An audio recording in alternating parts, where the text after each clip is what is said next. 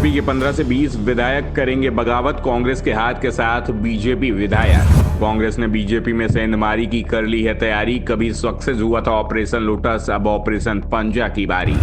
Operation lotus की तर्ज पर अब ऑपरेशन पंजा होगा शुरू। ऑपरेशन पंजा मिलाएगा मेल, बिगाड़ेगा खेल। एक साल पहले तक कांग्रेस के नेता पार्टी छोड़ रहे थे, कांग्रेस को छोड़ बीजेपी में जा रहे थे, लेकिन एक साल में माहौल बदलने में तेजी आई है। ये दल बदल की बयार उल्टी बहती दिखाई दे रही है। अब कांग्रेस में बीजेपी नेता शामिल हो रहे हैं। बीजेपी छोड़ने वालों की लाइन लगी हुई है। एक के बाद एक नेता पार्टी छोड़ रहा है। पूर्व मंत्री, पूर्व सांसद के बाद अब तो विधायक ही इस्तीफा दे रहे हैं।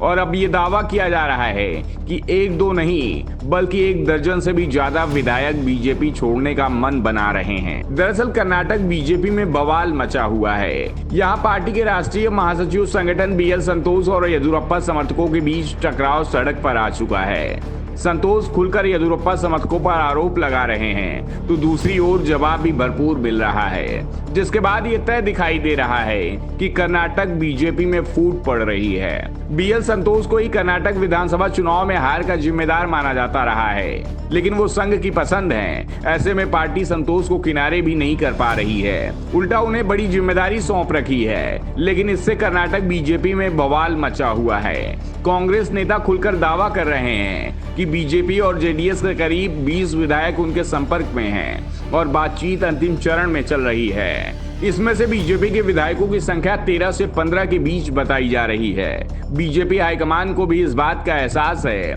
कि उनके विधायक दल बदल कर सकते हैं। विधायक को अपने पाले में रोकने के लिए पार्टी पूरा जोर लगा रही है, लेकिन ये जोर भी कमजोर पड़ता दिखाई दे रहा है। दरअसल इस समय कांग्रेस ने लोकसभा चुनाव की तैयारी शुरू कर दी है। पार्टी ने राज्य की 20 सीटें जीतने का टारगेट फिक्स किया है। 2019 में कर्नाटक की 28 सीटों में से बीजेपी ने 25 सीटें जीतकर प्रचंड जीत हासिल की थी।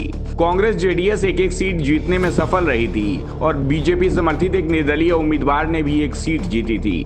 इस बीच कर्नाटक के उप मुख्यमंत्री डीके शिवकुमार का एक और बयान इन दिनों वायरल हो रहा है। शिवकुमार ने कहा था कि जब राज्य में बीजेपी की सरकार, तो उन्हें या तो बीजेपी में शामिल होने या जेल जाने का विकल्प दिया गया था, लेकिन उन्होंने दूसरा विकल्प चुना और अब सब कुछ ऐसा ही कांग्रेस बीजेपी नेता के साथ करने को तैयार दिखाई दे रही है। पार्टी कैडरों को विधायकों और बीजेपी के जेडीएस के प्रमुख नेताओं को तोड़ने और उन्हें कांग्रेस में शामिल होने के लिए मजबूर करने के लिए कहा गया है। बीजेपी के पूर्व मंत्रियों बीसी पाटिल और राजू पाटिल ने हाल ही में बेंगलुरु में कन्नड़ सुपरस्टार किच्चा सुदीप की जन्मदिन पार्टी में शिवकुमार से मुलाकात की थी। काफी देर तक इनके बीच बातचीत हुई, जिससे राज्य के राजनीतिक गलियारे में चर्चा चल पड़ी। इस बीच बीएस येदियुरप्पा के समर्थक पूर्व मंत्री एमपी रेणुकाचार्य ने भी मुख्यमंत्री सिद्धारमैया से मुलाकात की है और बीजेपी नेतृत्व पर जमकर निशाना साधा है। हाल ही में बीजेपी के राष्ट्रीय महासचिव बीएल संतोष की आलोचना की। इस मामले पर बीजेपी ने अभी तक कोई प्रतिक्रिया नहीं दी है। कर्नाटक में बीजेपी की कमजोर होती स्थिति का अंदाजा इस बात से भी लगाया जा सकता है कि पार्टी चुनाव के 4 महीने बाद भी अभी तक विधायक दल का नेता नहीं चुन पाई है। विधायकों में एक राय नहीं बन पा रही है और इसके पीछे भी येदियुरप्पा और बीएल संतोष के बीच चल रहे टकराव को ही सबसे बड़ा कारण माना जा रहा है।